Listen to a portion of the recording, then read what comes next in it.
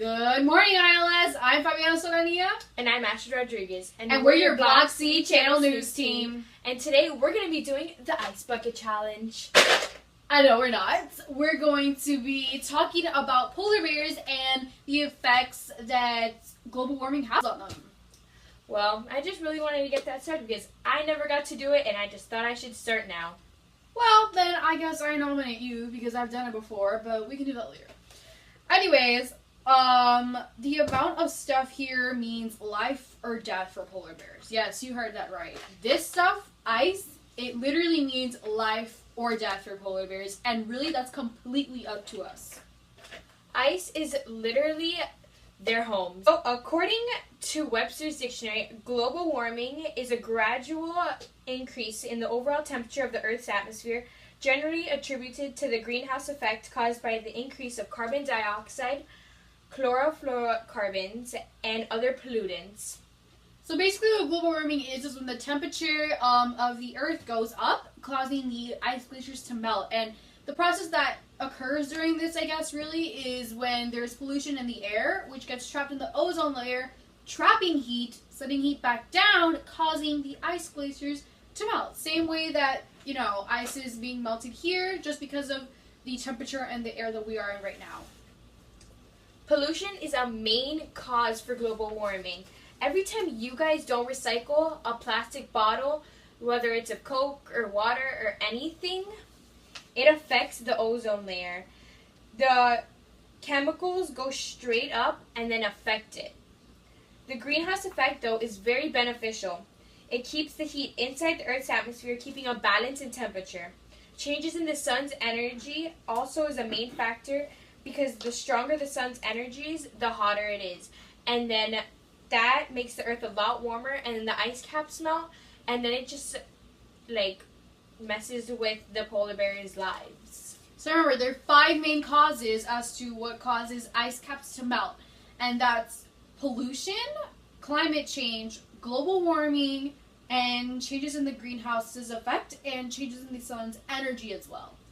One effect is the polar bears' homes, which are the ice caps, begin to melt. Yeah, but, what about their food? Ice is literally how they get their food. Ice gives polar bears access to their prey. And basically, the global warming and with the ozone layer activated leaves polar bears stranded on a very small block of ice, not being able to go out and hunt for prey at all. Yeah. On that note, since they're stuck on such a small block of ice, because all the other ice is melting, when that block of ice melts, they end up in the water, and then they can't swim for too long because they aren't fish. They don't swim for long periods of time, and after a while, they end up getting tired, just give up, and drown because there's nowhere for them to stay. And I guess the last main factor, of why polar bears are decreasing in size rapidly, or in, should I say, species, population size, is because of the cubs. Polar bears reproduce their cubs since they're young. They're not able to withstand such extreme living conditions from the greenhouse effect. Okay, let me start that again. So the last effect that polar bears, get from that decreases their size and population tremendously is the fact that their cubs can't withstand such extreme temperature changes due to global warming. So guys, remember the effects of global warming is their homes begin to melt away, they can't go out hunting for food, they drown because their homes are being melted away as we speak, low cub survival rates, and their population is decreasing because the cubs aren't being able to survive and withstand such drastic measures of living conditions. Yeah. Did you know that your grandkids probably won't be able to see a polar bear in their lifetime? Very sad, but again, it's just a statistic. And here are the important parts, which is what we can do to help stop global warming and keep polar bears alive. Okay, so what we can do to keep polar bears alive is we can plant a tree because the oxygen and the carbon dioxide from a tree goes up into the Earth's atmosphere and just helps it. We don't have to take long showers. We don't have to be taking 3-hour long showers just sitting there wondering about life. We can conserve water and therefore help polar bears. Don't leave your lights on. Like, if you're leaving a room, turn off the lights. Because you're probably not going to go back into the... Did you know that your grandkids probably won't be able to see a polar bear in their lifetime?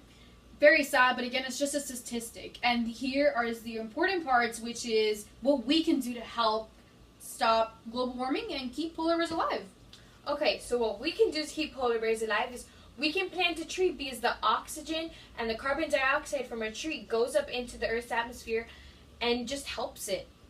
We don't have to take long showers. We don't have to be taking 3-hour long showers just sitting there wondering about life. We can conserve water and therefore help polar bears. Don't leave your lights on. Like, if you're leaving a room, turn off the lights. Because you're probably not going to go back into that room because you're not going to feel like walking over there. So just keep the lights off and conserve the electricity in your house. And for all you crazy teenagers out there who spend all their day in their car after school, drive less, you guys. All it does is put fossil fuels up into the air, causing air pollution, causing it to go to the ozone layer, trapping heat, melting ice for these babies. So, drive less. And remember, Reduce, reuse, and recycle! And thank you for joining us on Block C Channel News Team. From your two main girls, I'm Bobby. And I'm Astrid, and we We're are done.